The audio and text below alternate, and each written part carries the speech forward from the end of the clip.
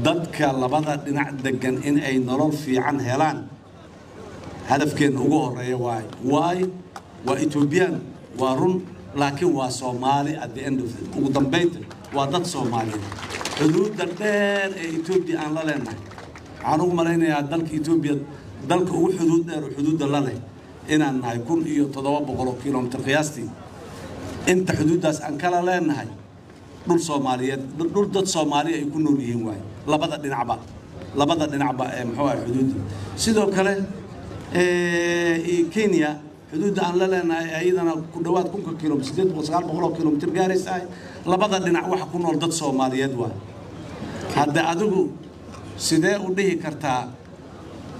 wiilkan Soomaaliga inuu horumaraan rabaa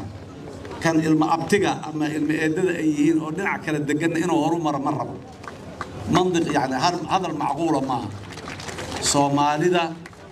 xuduudda labadeeda dhinac degan maamul kasta ha ka tirsanaadaan siyaasadda waa halkeeda laakiin inay horumaraan